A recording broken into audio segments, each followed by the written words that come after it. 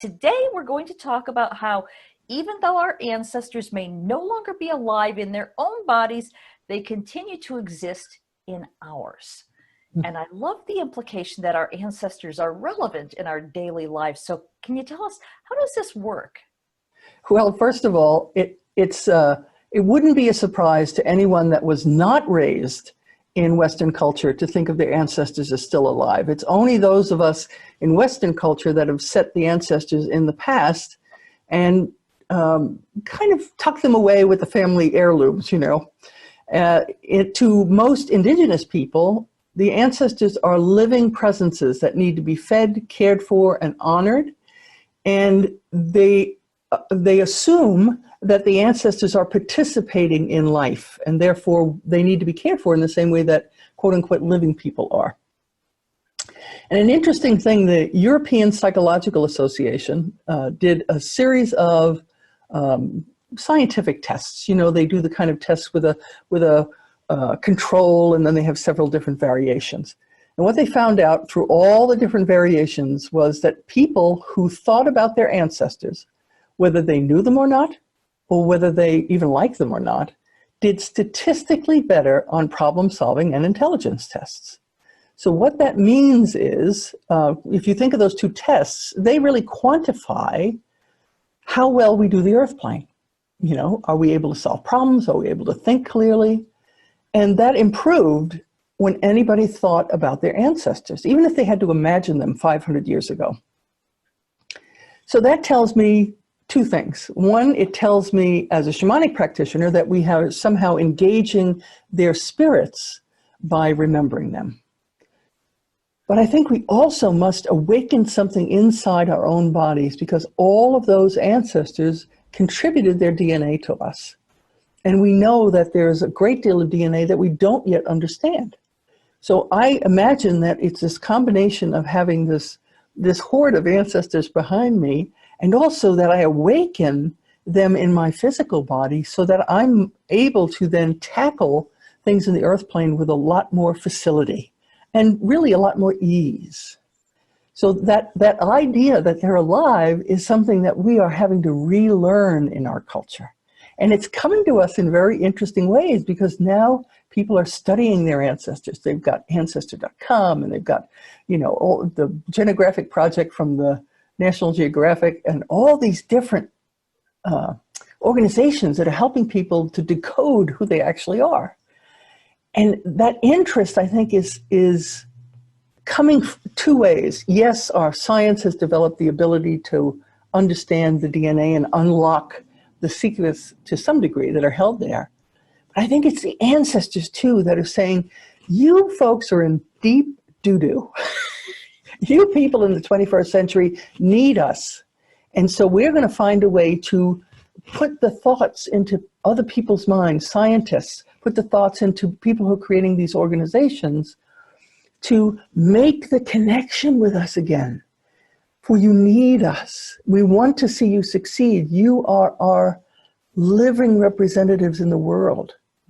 We want to support you. We want to care for you. I think of them as all these loving parents and grandparents with many, many, many, many, many greats behind us going, I want you to thrive. And I think they're impressing on individuals out in the culture to reunite us with those energies.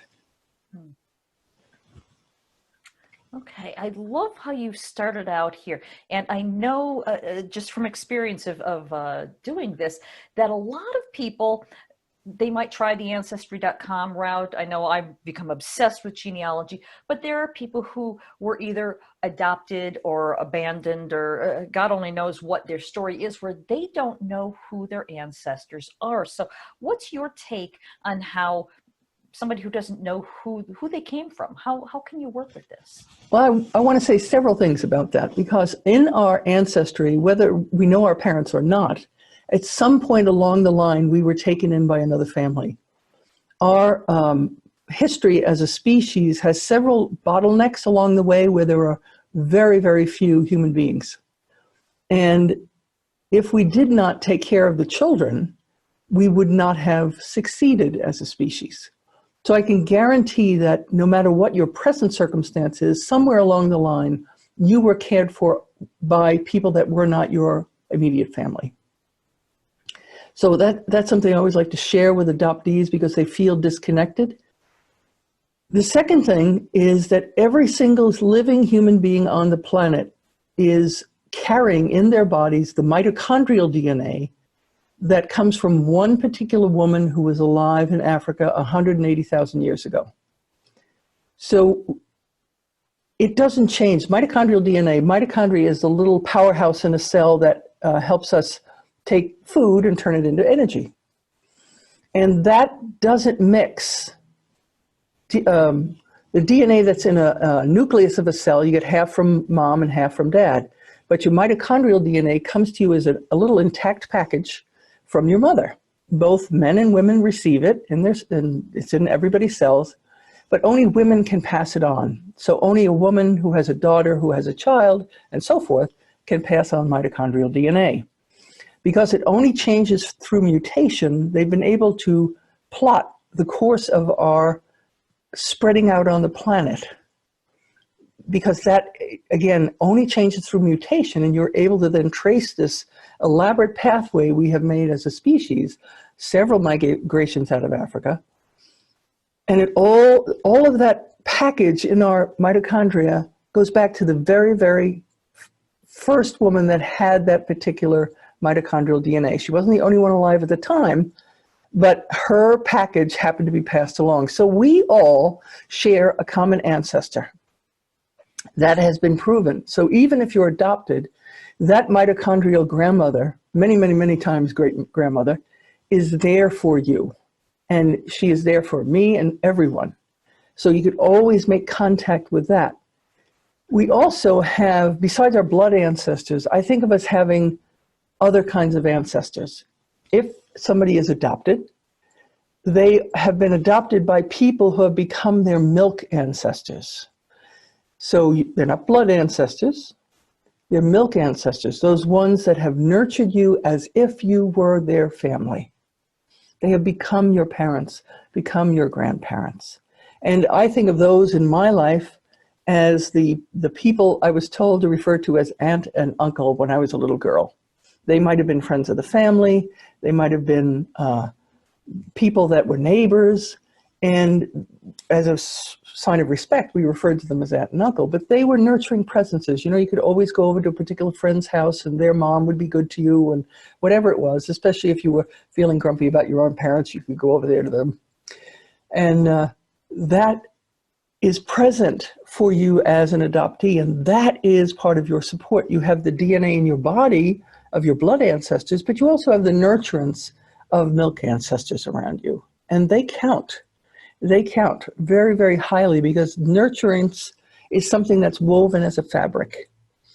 And it can't be the sole job of two parents to weave that fabric because we're designed as social primates. We began in small groups like hunter-gatherers, and it required all those people to weave us into who we were. Growing up as a child, you'd have the input of all these adults helping us to know how to be an adult ourselves. So weave those back into your life if you worry about not having blood ancestors that you can contact. Remember that the blood ancestors live inside you, and when you can enter that realm of the invisible world through journeying or meditation, you can contact them. But remember that the weaving of your milk ancestors is just as important. I also honor what I call spirit ancestors. Now, they are not anyone that's either related to me, and they may not even be people. I think of, for instance, the spirit of the North Atlantic Ocean as my spirit ancestor. It is a being.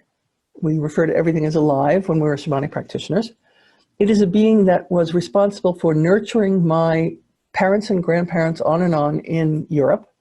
Then in waves starting in 400 years ago, my ancestors came to North America across that water and were nurtured by the same ocean here. A lot of fishermen in my family, fishermen and boat builders and what have you. So that body of water that we have named the North Atlantic Ocean, even though we only have one great ocean on our planet, is this presence in my life. I would not be alive, nor would I be alive in North America if it were not for that spirit. So all of these, I think, are part of weaving us as whole people. To be able to feel authentically whole means that we have to attend to that weaving, caring for that weaving, knowing that weaving, and then participating in the weaving of the young that are around us. So we add our thread, whether we're milk ancestors to somebody or we're their blood ancestors, we put the best possible thread that we can put into their weaving so that they can then step forward and be an adult.